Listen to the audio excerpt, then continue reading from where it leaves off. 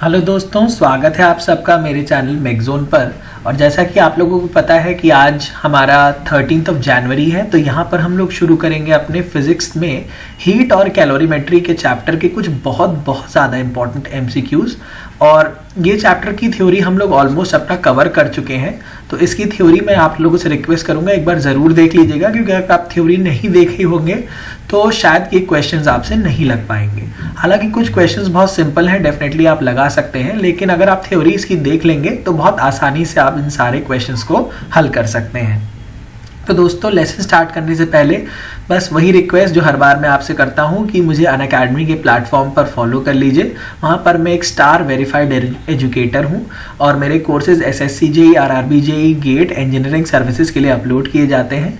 और अभी मैंने वहाँ पर स्ट्रेंथ ऑफ मटेरियल से शुरुआत कर दी है आरआरबी जेईई के लिए और एसएससी जेईई के लिए, तो वहाँ पर आप लोग टेक्निकल पढ़िए और फिलहाल के लिए यहाँ पर आप फिजिक्स, केमिस्ट्री, लाइफ साइंसेस से स्टार्ट करिए मेरे साथ, और यहाँ पर धीरे धीरे हम लोग टेक्निकल भी अपना स्टार्ट करने वाले हैं। तो दोस्तों, आइए आज शुरू करते हैं कुछ बहुत इंपॉर्टेंट एमसीक्यूज के साथ, और ये हमारे हीट और कैलोरीमेट्री चैप्टर से होने वाले हैं। यहाँ पर हम पूरा हीट और कैलोरीमेट्री जितना सिलेबस दिया है सीएमए के लिए उसमें पूरा कवर करेंगे, और यहाँ से 2 से 3 नंबर के क्वेश्चंस आपको कंफर्म देखने को मिलने वाले हैं और बहुत इंपॉर्टेंट एमसीक्यूज होंगे ये। और हमारा, जैसा कि आपको पता है, टेक्निकल सेक्शन हम अपना कवर करेंगे आरके जैन और आरएस खुरमी में से मैकेनिकल इंजीनियरिंग के लिए। तो ये देखते हैं, the increase in the length of the rod on heating depends upon. अब आपको पता है, जब हम लोग थर्मल एक्सपेंशन पढ़ रहे थे तो थर्मल एक्सपेंशन में हम लोगों ने ये देखा था कि जो हमारी डेल्टा एल है वो डायरेक्टली प्रोपोर्शनल किसके होती है? एल के। डायरेक्टली प्रोपोर्शनल होती है अल्फा के, और डायरेक्टली प्रोपोर्शनल होती है डेल्टा टी के।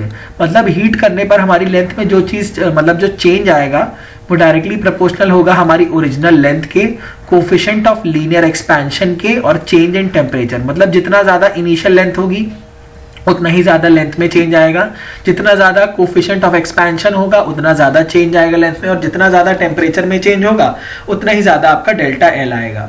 तो यहां से आपने देखा, नहीं सॉरी, इस पे डिपेंड नहीं करती। जब हम, तो मतलब delta L is equal to alpha L delta T, तो जब ये प्रोपोर्शनैलिटी साइन हटाएंगे तो हमारे एक कांस्टेंट आ जाएगा which is called as the coefficient of linear expansion. ठीक है, तो ये मेनली आप पर डिपेंड करेगा इनिशियल लेंथ पे और चेंज इन टेम्परेचर पे। तो इनिशियल लेंथ पे डिपेंड करता है, चेंज इन टेम्परेचर पे भी डिपेंड करता है, और आपके मटेरियल, मतलब यहाँ से इनडायरेक्टली कहीं अल्फा पे भी डिपेंड करेगा, क्योंकि अगर अल्फा की वैल्यू ज्यादा है तो चेंज इन लेंथ आपका ज्यादा आ जाएगा, अल्फा की वैल्यू कम है तो चेंज इन लेंथ आपका कम आ जाएगा।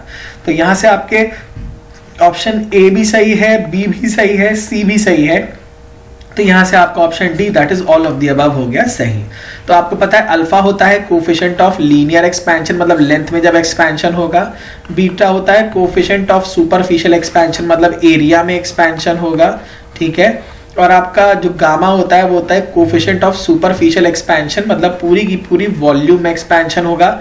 इसका मतलब हमारी एक्स डायरेक्शन में भी एक्सपेंशन होगा, वाई डायरेक्शन में भी एक्सपेंशन होगा, और जेड डायरेक्शन, तीनों ही डायरेक्शंस में हमारा एक्सपेंशन होगा।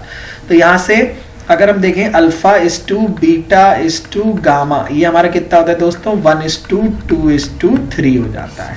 तो यहाँ पर सही ऑप्शन हो जाएगा ऑप्शन डी। अगला क्वेश्चन देखिए, 2 आइडेंटिकल रॉड्स, 2 आइडेंटिकल रॉड्स हैं ए और बी, दोनों ही बनी हुई हैं एक आयरन से और एक ब्रास से रिस्पेक्टिवली। दोनों को हीट किया गया है सेम टेम्परेचर तक, तो मतलब delta L of iron is equals to L iron alpha iron delta T, और delta L of brass is equals to L brass alpha of brass और डेल्टा टी। तो यहाँ पर चेंज इन लेंथ आयरन के corresponding है, यहाँ change in length brass के corresponding है। The final length will be, final length क्या होने वाली है? अब देखिए, एक है आपका आयरन और एक है आपका ब्रास, तो ये चीज अब क्योंकि यहाँ पर डेल्टा टी तो सेम हो गया, ठीक है, और आइडेंटिकल रॉड्स है, मतलब दोनों की लेंथ भी सेम हो जाएगी, तो ये सिर्फ और सिर्फ किस पे डिपेंड करेगा? कोफिशिएंट ऑफ लीनियर एक्सपेंशन पे। ठीक है, तो यहाँ पर क्या पूछा गया? The final length will B, तो हमारी जो ब्रास है उसमें ये देखा गया है, उसका जो हमारा अल्फा होता है, alpha of brass is greater than alpha of iron. तो कोफिशिएंट ऑफ लीनियर एक्सपेंशन देखिए, याद रखिएगा, ए बी सी, ठीक है, तो अल्फा एल्यूमिनियम का, फिर ब्रास का, फिर कॉपर का। तो सबसे ज्यादा एल्यूमिनियम का होता है, फिर ब्रास का होता है, फिर कॉपर का होता है। इस तरीके से हमारी सीरीज चलती है। तो यहाँ से अगर आप देखेंगे तो अल्फा जो है हमारा ब्रास के केस में सबसे ज्यादा है, तो यहाँ पर अल्फा हमारा ब्रास के केस में सबसे ज्यादा है। तो दोस्तों आप अगर कंपेयर करें आयरन और ब्रास के केस में, तो सबसे ज्यादा जो एक्सपेंशन आएगा हमारी लेंथ के केस में वो आएगा हमारा ब्रास में। तो अगर हम अपनी इक्वेशंस को बहुत ध्यान से देखें जो हमने अपने थर्मल एक्सपेंशन में डिराइव करी थी, तो वहां से हमें ये पता चलेगा कि यहाँ अल्फा ऑफ ब्रास जो है वो ज्यादा है। देखिए इस टाइप के क्वेश्चंस बिल्कुल आप लोगों से पूछे जा सकते हैं, और इस टाइप के क्वेश्चंस के लिए आप लोग तैयार भी रहिए, क्योंकि बहुत सिंपल क्वेश्चंस है, कोई ज़्यादा इसमें टफ चीज़ है नहीं। ठीक है, तो ऐसे क्वेश्चंस आप लोगों को डेफिनेटली एग्जाम में देखने को मिल सकते हैं। तो यहाँ पर दोस्तों हम लोग वही कराते हैं जो इम्पोर्टेंट होता है, और ये हो गया हमारा alpha of aluminium, brass, copper, और इससे ज़्यादा होती है अल्फा ऑफ स्टील की। ठीक है, तो ये आपका ऑर्डर आपको याद रखना है। तो यहाँ पर सही ऑप्शन हो जाएगा ऑप्शन बी। नेक्स्ट देखिए तो यूनिट कैलोरी। अब आपको पता है कैलोरी आपकी ओल्ड यूनिट है हीट की। ठीक है, तो ये हीट की यूनिट है, तो यहाँ से सही ऑप्शन हो जाएगा हीट। और आपको पता है 1 calorie is equals to 4.186 joules के बराबर। तो ये आपका रिलेशन है between calorie and joules. Next देखिए the unit of coefficient of linear expansion. अगर आप अपनी इक्वेशन देखें delta L is equals to L alpha delta T, तो डेल्टा एल की यूनिट क्या हो गई, मीटर हो गई, एल की भी यूनिट क्या हो गई, मीटर हो गई, अल्फा की यूनिट आपको पता नहीं, डेल्टा टी की है डिग्री सेंटीग्रेड, तो मीटर से मीटर कट गया, तो अल्फा की यूनिट क्या आ गई, पर डिग्री सेंटीग्रेड, या आपकी पर केल्विन भी लिख सकते हैं, या आपकी पर फ़ारेनहाइट भी हो सकती है, ऑप्शंस में कुछ भी दिख सकता है। तो यहाँ से सही ऑप्शन हो जाएगा आपका डिग्री सेंटीग्रेड इनवर्स, या पर डिग्री सेंटीग्रेड। और जिस मटेरियल का कोफिशिएंट ऑफ लीनियर एक्सपेंशन ज्यादा, उसमें लेंथ में चेंज ज्यादा आएगा। और आपको याद रखना है दोस्तों, जो हमारा अल्फा ऑफ इनवार होता है, ठीक है, अल्फा ऑफ इनवार नियरली 0 होता है। ठीक है, और हमें पता है दोस्तों कि हमारे जो अल्फा ऑफ, एक फिर से मैं लिख दे रहा हूं, alpha of aluminium is greater than alpha of brass, ठीक है, is greater than alpha of copper, is greater than alpha of steel. ठीक है, तो ए बी सी एस ये याद रखना है ऑर्डर हमें। नेक्स्ट देखिए द करेक्ट रिलेशनशिप बिटवीन। अब आपको पता है, मैंने बताया था alpha is to beta is to gamma, ये है 1:2:3।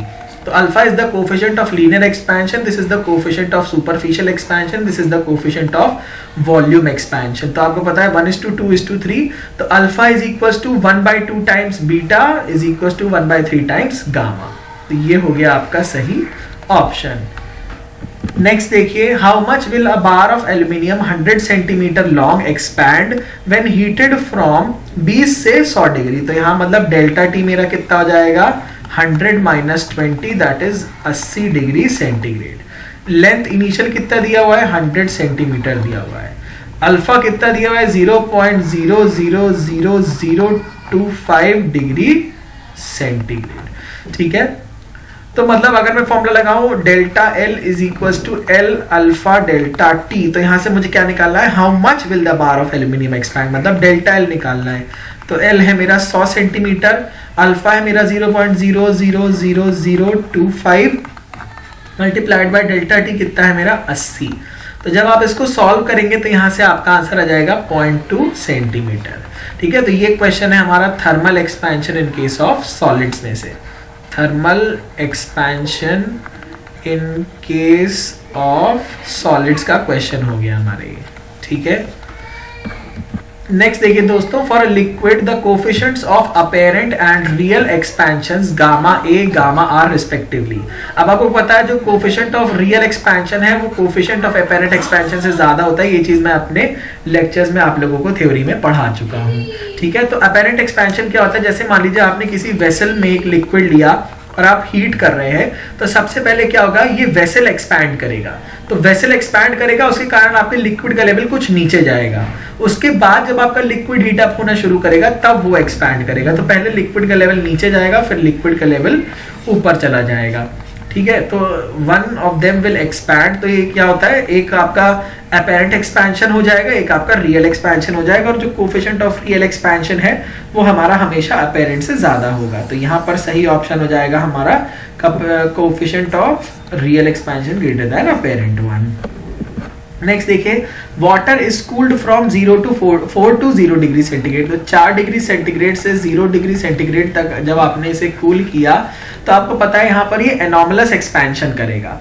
ठीक है, यहाँ पर इसका एनॉमलस बिहेवियर होगा। नॉर्मली सब्सटेंसेस क्या करेंगे, ठंडा करने पर कॉन्ट्रैक्ट करते हैं, लेकिन हमारा पानी क्या करेगा, एक्सपैंड करेगा। और 0 डिग्री सेंटीग्रेड से 4 डिग्री सेंटीग्रेड तक हीट अगर हम करेंगे तो एक्सपेंशन ना करके क्या कर देगा, कॉन्ट्रैक्ट कर जाएगा। ठीक है, तो अगर ये कॉन्ट्रैक्ट करेगा तो 4 डिग्री सेंटीग्रेड पर इसकी वॉल्यूम क्या हो जाएगी, मिनिमम, डेंसिटी क्या हो जाएगी, मैक्सिमम। ठीक है, तो वॉल्यूम मिनिमम हो जाएगी, डेंसिटी मैक्सिमम हो जाएगी। तो यहाँ पर सही ऑप्शन होगा, सही ऑप्शन होगा दोस्तों आपका एक्सपेंशन। ठीक है, तो इसी को कहते हैं हम लोग anomalous expansion of water, anomalous expansion of water. ठीक है, नेक्स्ट देखते हैं density of water is maximum at. अब आपको पता है कि हमारे एनॉमलस एक्सपेंशन ऑफ वाटर में जब हमारा 0 डिग्री सेंटीग्रेड से 4 डिग्री सेंटीग्रेड तक हीट करेंगे हम लोग, तो इसकी क्या होती है, वॉल्यूम मिनिमम हो जाती है और डेंसिटी मैक्सिमम हो जाती है। और कौन से टेम्परेचर पे होगी, 4 डिग्री सेंटीग्रेड पे। सही ऑप्शन हो गया ऑप्शन सी। अगला देखिए, if equal volumes of water and alcohol are heated to the same rise of temperature then, तो आपका क्या होगा, alcohol will expand more than water, alcohol आपका पानी से ज्यादा एक्सपैंड कर जाएगी। ठीक है, इक्वल वॉल्यूम्स दोनों की ली हुई है, यहां पर सही हो जाएगा हमारा ऑप्शन ए। नेक्स्ट देखिए, if Celsius and Fahrenheit scales of temperature the lower fixed point, मैंने आपको बताया था अगर डिग्री सेल्सियस की बात करें तो हमारा 0 डिग्री सेंटीग्रेड लोअर पॉइंट है, आइस पॉइंट होता है, और 100 डिग्री सेंटीग्रेड आपका होता है स्टीम पॉइंट। और फ़ारेनहाइट की बात करें तो 32 डिग्री फ़ारेनहाइट और 212 डिग्री फ़ारेनहाइट होता है हमारा। तो ये होता है हमारा आइस पॉइंट और ये होता है स्टीम पॉइंट। आइस पॉइंट को हम लोग लोअर पॉइंट भी कहते हैं और इसको हम लोग अपर पॉइंट भी कहते हैं। ठीक है, तो लोअर पॉइंट जो होता है it is nothing but the freezing point of water. ठीक है, ये होता है हमारा freezing point of water 0 degree centigrade. Next देखिए, on Fahrenheit scale the boiling point of water is, अब देखिए वही स्केल जो मैंने अभी बनाई थी, 0 डिग्री सेंटीग्रेड, 100 डिग्री सेंटीग्रेड, और फ़ारेनहाइट में बनाए तो कितना हो जाता है, यहाँ पर फ़ारेनहाइट में अगर मैं बनाऊं तो हो जाएगा मेरा 32 डिग्री फ़ारेनहाइट और यहाँ पर हो जाएगा 212 डिग्री फ़ारेनहाइट। ठीक है, 32 डिग्री फ़ारेनहाइट और 212 डिग्री फ़ारेनहाइट हो जाएगा। तो यहाँ से सही ऑप्शन हो जाएगा 212 डिग्री फ़ारेनहाइट। ये मेरा है आइस पॉइंट, ये मेरा है स्टीम पॉइंट। आइस पॉइंट को लोअर पॉइंट भी कहते हैं, स्टीम पॉइंट को कहते हैं हायर पॉइंट। ठीक है, तो यहाँ से सही ऑप्शन हो जाएगा हमारा 212 डिग्री फ़ारेनहाइट। नेक्स्ट देखिए, द वैल्यू ऑफ 0 केल्विन, तो 0 केल्विन आपको पता है -273 डिग्री सेंटीग्रेड के बराबर होगा, क्योंकि अगर डिग्री सेंटीग्रेड टेम्परेचर होता है तो हम लोग उसमें +273 कर देते हैं, और यहाँ पर 0 केल्विन है तो 0 केल्विन में से -273 करना पड़ेगा, तब मिलेगा हमें टेम्परेचर अपना डिग्री सेंटीग्रेड में जो है कि हमारा -273 डिग्री सेंटीग्रेड। नेक्स्ट देखिए, द साइज ऑफ 1 डिग्री, देखिए ये भी क्वेश्चन मैंने कराया आपको। अगर हम देखें हमारा डिग्री सेंटीग्रेड में तो 0 डिग्री सेंटीग्रेड ये होता है, 100 डिग्री सेंटीग्रेड ये होता है, और इसी के करस्पॉन्डिंग 32 डिग्री फ़ारेनहाइट हमारा होता है और 212 डिग्री फ़ारेनहाइट ये होता है। तो यहाँ पर 100 डिग्री का चेंज यहाँ पर कितने डिग्री के चेंज के बराबर है, 180। ठीक है, तो यहाँ से आपसे यही पूछा गया है the size of 1 degree on the Celsius scale, अगर x है तो वही हमारा फ़ारेनहाइट में कितना हो जाएगा। अब देखिए 100 डिग्री का चेंज डिग्री सेल्सियस पे 180 डिग्री का चेंज दिखाता है फ़ारेनहाइट पे, तो यहाँ 1 डिग्री का कितना हो जाएगा, 1.8 डिग्री फ़ारेनहाइट। तो यहाँ से सही ऑप्शन हो जाएगा आपका ऑप्शन ए। ये चीज़ बहुत इंपॉर्टेंट है, इस टाइप के क्वेश्चंस आपके आ सकते हैं। नेक्स्ट देखिए, in a solid heat is transferred mainly because, तो सॉलिड्स में आपको पता है हीट मेनली आपकी कंडक्शन से ट्रांसफर होती है, और कंडक्शन में क्या होता है, मेनली आपका होगा फ्री इलेक्ट्रॉन ट्रांसफर की वजह से। ठीक है, कंडक्शन होता है, और दूसरा होता है लैटिस वाइब्रेशंस की वजह से। ठीक है, लैटिस वाइब्रेशंस और फ्री इलेक्ट्रॉन्स ट्रांसफर की वजह से मेनली आपके सॉलिड्स के केस में होता है हमारा कंडक्शन। तो सॉलिड्स के केस में होता है मेनली हमारा कंडक्शन। तो यहाँ पर सही ऑप्शन हो जाएगा option A. A good insulator of heat, इसमें से कौन सा हीट का अच्छा इंसुलेटर है, तो आपको पता है, देखिए मेटल हो गया कॉपर, मरकरी भी हो गया मेटल, तो दोनों मेटल्स हैं, मेटल्स तो अच्छे कंडक्टर होते हैं। बात आई ट्रैप्ड एयर और आयरन, आयरन भी आपका एक मेटल है। ठीक है, तो मेटल्स आपके कंडक्टर्स होते हैं, वो इंसुलेटर नहीं होते। तो यहाँ से सही ऑप्शन हो जाएगा ट्रैप्ड एयर, और एयर की जो थर्मल कंडक्टिविटी होती है वो बहुत कम होती है, वेरी लेस थर्मल कंडक्टिविटी, ठीक है। नेक्स्ट देखिए, अ good conductor of heat is, इनमें से कौन सा गुड कंडक्टर ऑफ हीट है? देखिए वुड क्या है आपका, नॉन मेटल है। एस्बेस्टस क्या है, ये भी आपका पुअर कंडक्टर ऑफ हीट है। एयर आपका तो पुअर कंडक्टर ऑफ हीट है ही। Mercury liquid at room temperature is a good conductor of heat, ठीक है।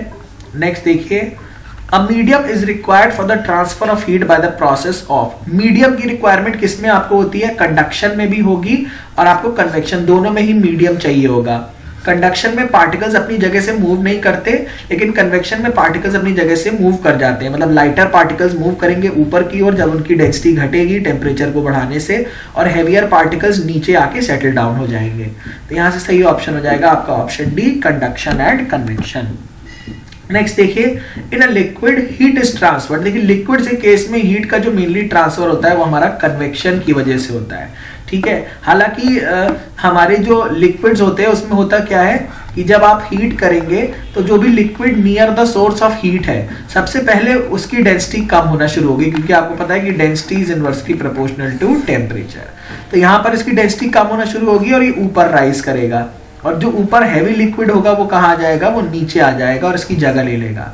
तो इस तरीके से यहाँ हमारे इसमें कन्वेक्शन करंट्स सेटअप हो जाते हैं, कन्वेक्शन करंट्स सेटअप हो जाते हैं और पूरा का पूरा लिक्विड आकर फिर हमारा हीट अप हो जाता है। तो यहाँ पे सही ऑप्शन होगा, लिक्विड में मेनली होता है हमारा कन्वेक्शन। अगला देखिए, in convection heat is transferred, heat का जो ट्रांसफर होता है जनरली वो अपवर्ड्स होता है। मैंने आपको बताया डेंसिटी जब पार्टिकल्स की डिक्रीज होगी तो वो ऊपर चले जाएंगे और ऊपर वाले पार्टिकल्स नीचे आ जाएंगे। तो मेनली हीट का जो ट्रांसफर है वो अपवर्ड्स डायरेक्शन में हो रहा है, ठीक है। नेक्स्ट देखिए, in convention the mode of transfer of heat, the mode of transfer of heat क्या है? Medium particles are moving from their position, जो मीडियम पार्टिकल्स हैं वो अपनी जगह से मूव करके जाएंगे दूसरी पोजीशन पर। तो यहां से सही ऑप्शन हो जाएगा, medium particles move from their position. हालांकि कंडक्शन में क्या होता है, कंडक्शन में पार्टिकल्स अपनी जगह से मूव नहीं करते। ये दोस्तों बहुत बहुत बहुत ज्यादा इंपॉर्टेंट क्वेश्चन है और बहुत स्टैंडर्ड क्वेश्चन है आरआरबी जेईई के लिए, ये आ भी सकता है, आपको देखने को मिल सकता है। देखिए क्या है, दो ऐसे वाटर के बीकर्स हैं, ठीक है, जिसमें लिक्विड भरा हुआ है, ठीक है, इक्वल वॉल्यूम ऑफ वाटर भरी हुई है यहाँ पर, और इसी के साथ साथ आपके दो थर्मोमीटर है। एक आपका ब्लैकेंड बल्ब थर्मोमीटर, मतलब सरफेस का, मतलब थर्मोमीटर का सरफेस मैंने ब्लैक कर दिया, और एक आपका पॉलिश्ड सरफेस है, ब्लैक नहीं किया, ठीक है। अब क्वेश्चन पूछा गया, which of the thermometers T1 and T2 will record a higher temperature, give reason. और क्या किया आपने कि इनको हीट भी कर रहे हैं, ठीक है, पानी को हीट भी किया, सेम हीट दे रहे हैं, तो यहाँ पर कौन ज्यादा टेम्परेचर शो करेगा? डेफिनेट सी बात है, जो हमारी ब्लैक बॉडीज होती हैं, black bodies are very good absorbers of heat, ठीक है, ये very good absorbers of heat होती हैं, very good absorbers of heat, ये बहुत अच्छी हीट की एब्जॉर्बर्स होती हैं। तो यहां से सही ऑप्शन हो जाएगा आपका टेम्परेचर, ये thermometer T1, this thermometer T1 will absorb or will show a larger temperature. दूसरा, the two vessels are now emptied and placed inside the room. Both the vessels are then filled with boiling water. ठीक है, अब इसमें boiling water रख दिया. Which thermometer will show a higher temperature after 15 minutes? Give a reason for your answer. अब क्या होगा आपका, हमारा जो थर्मोमीटर है, ब्लैक सरफेस जो हमारा है वो गुड एमिटर ऑफ हीट भी होता है, ठीक है, हमारा जो ब्लैक सरफेस है वो गुड एब्जॉर्बर भी होता है और गुड एमिटर भी होता है। अब यहाँ क्या पूछा गया है, which thermometer will show a higher temperature, ठीक है, तो यहाँ पर वही आंसर हो जाएगा हमारा T2 वाला जो है वही हायर टेम्परेचर दिखाएगा, क्योंकि हमारा जो ब्लैक सरफेस है it is a very good absorber and very good emitter of heat, ठीक है। और पॉलिश सरफेस जो होते हैं हमारे वेरी पुअर एब्जॉर्बर्स होते हैं, वो मोस्टली गुड रिफ्लेक्टर्स होते हैं ये, ठीक है। तो यहां से भी सही ऑप्शन हो जाएगा हमारा थर्मोमीटर T2। नेक्स्ट क्वेश्चन देखिए, इन वैक्यूम, वैक्यूम में आपकी हीट मेनली ट्रांसफर होती है रेडिएशन से, ये मैंने आपको बताया था, जो हमारी सन से रेडिएशन निकलता है और अर्थ तक आता है, ये क्रॉस करके आता है हमारे पूरे यूनिवर्स को, और कितनी देर में आता है, लगभग 8 मिनट में पहुंच जाती है आपकी लाइट रेज, ठीक है। तो जो भी है रेडिएशंस आते हैं वो हमारे यूनिवर्स के थ्रू होकर आते हैं, और यूनिवर्स आपको पता है दोस्तों वहां पर वैक्यूम है, तो यहाँ पर मोड ऑफ रेडिएशन ही इकलौता है जिसे कोई भी मीडियम की रिक्वायरमेंट नहीं है। नेक्स्ट देखिए, the fastest mode of transfer of heat ये भी है हमारा रेडिएशन, क्योंकि ये ट्रैवल करता है with the speed of light. Speed of light से ये ट्रांसफर होता है, हमारे पास आता है और लगभग 3 × 10⁸ मीटर पर सेकेंड की स्पीड से ट्रांसफर होगा। नेक्स्ट देखिए दोस्तों, heat loss from the surface by radiation can be reduced by. अगर हमें सरफेस से हीट का लॉस बचाना है रेडिएशन से, तो उसको हम क्या करते हैं, पॉलिश कर देंगे, क्योंकि पॉलिश सरफेस जो होते हैं वो पुअर एमिटर्स होते हैं, ठीक है। अगर पॉलिश कर देंगे तो वो पुअर एमिटिंग हो जाएगा। तो यहाँ पर सरफेस को पॉलिश करने से हम लोग मेनली हीट का रेडिएशन बचा सकते हैं बाय सरफेस से, ठीक है। सरफेस से मेनली रेडिएशन से बचाएंगे बाय पॉलिशिंग द सरफेस। अगला देखिए, a thermos flask the vacuum between its wall reduces. अब देखिए वैक्यूम अगर है तो आपका कंडक्शन और कन्वेक्शन तो नहीं हो सकता, रेडिएशन तो डेफिनेटली हो जाएगा। तो हीट लॉस हमारा कंडक्शन और कन्वेक्शन से बच जाएगा अगर हम वैक्यूम यूज करते हैं, ठीक है। अगर हम वैक्यूम यूज कर रहे हैं तो हमारा हीट लॉस बाय कंडक्शन और कन्वेक्शन दोनों को ही हम लोग रिड्यूस कर सकते हैं। नेक्स्ट देखिए, the solar radiations are absorbed by. तो सोलर रेडिएशंस मेनली हमारे कौन एब्जॉर्ब करता है, क्लाउड्स एब्जॉर्ब करते हैं, ठीक है। अगला देखिए, green house gas. Green house gas अभी कौन सी है, कार्बन डाइऑक्साइड हमारी ग्रीन हाउस गैस है। हालांकि ग्रीन हाउस इफेक्ट और ग्लोबल वार्मिंग के बारे में हमें अपने केमिस्ट्री में ही पढ़ना है, तो ये चीज वहां हम लोग डिटेल में डिस्कस करेंगे। Food chain begins with. Food chain हमारी मेनली बिगिन होती है फोटोसिंथेसिस से, और फोटोसिंथेसिस में आपकी जो लाइट एनर्जी होती है, light energy from the sun, light energy from sun जो होगी ये किस में कन्वर्ट हो जाएगी, it is converted into chemical energy in plants. Chemical energy in plants, और ये होती है हमारी ग्लूकोज के फॉर्म में सेव हो जाती है हमारे लीव्स में, और फिर फ्लोएम की मदद से ये जो फूड जनरेट होता है ये बाकी पार्ट्स ऑफ द प्लांट्स में पहुंचा दिया जाता है। The source of energy in an ecosystem क्या है, हमारा सन। सन जो हमारा है वो सोर्स ऑफ एनर्जी है, और इसकी एनर्जी कौन लेते हैं, प्लांट्स, ठीक है। प्लांट्स इसकी एनर्जी लेते हैं, वो फूड बनाते हैं। इनको कौन कंज्यूम करता है, हमारे हर्बीवोर्स, ठीक है। हर्बीवोर्स कंज्यूम करते हैं, और हर्बीवोर्स को कौन खा लेता है, कार्निवोर्स, ठीक है। तो इस तरीके से एनर्जी एक लेवल से दूसरे लेवल पर ट्रांसफर होती रहती है। नेक्स्ट देखते हैं, the energy enters the food chain through producers. तो प्रोड्यूसर्स कौन से होते हैं, हमारे जो प्लांट्स होते हैं वो हमारे प्रोड्यूसर्स कहलाते हैं। प्राइमरी कंज्यूमर्स हो गए हमारे हर्बीवोर्स, ठीक है, लाइक रैबिट हो गया, काऊ हो गया, ये सब हमारे प्राइमरी कंज्यूमर्स। सेकेंडरी कंज्यूमर्स कौन से हो गए, जो हमारे कार्निवोर्स हैं, जो हमारे हर्बीवोर्स को खाएंगे। अगला देखिए, the place of human being in the food chain in ecosystem is as, ये हमारे कंज्यूमर की तरह एक्ट करता है, ठीक है। ये कंज्यूम करेगा जो एनर्जी हमारे प्रोड्यूसर्स प्रोड्यूस करेंगे।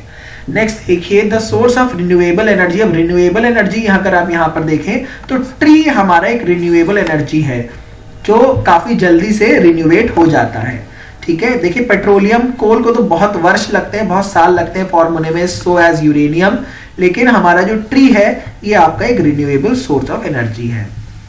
नेक्स्ट देखिए, तो रिन्यूएबल सोर्स ऑफ एनर्जी, अब इसमें से देखें तो बायोमास हमारा रिन्यूएबल सोर्स ऑफ एनर्जी, मतलब जितना भी प्लांट मैटर है, डिकेइंग एनिमल मैटर है, ये सब हमारा बायोमास में आ जाता है।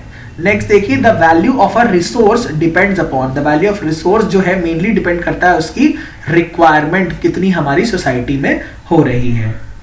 अगला देखिए, फॉसिल फ्यूल्स इंक्लूड। तो अगर हमारा जो फॉसिल फ्यूल की बात करें तो मेनली वो होता है हमारे कोल, पेट्रोलियम और नेचुरल गैस, जो आपके एनिमल, प्लांट और डेड एंड डिकेइंग मैटर के फॉसिल्स से जनरेट होता है, फॉसिल से बनता है, ठीक है। उसको हम लोग बोलते हैं फॉसिल फ्यूल्स।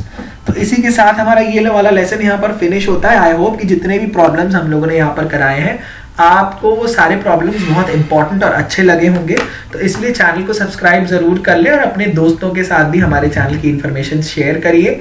इस स्लाइड को डाउनलोड करने के लिए आपको हमारा टेलीग्राम का ग्रुप जो है वो ज्वाइन करना पड़ेगा, जिसको ज्वाइन करने का लिंक हमारे डिस्क्रिप्शन सेक्शन में पड़ा हुआ है इस वीडियो के। तो थैंक यू सो मच।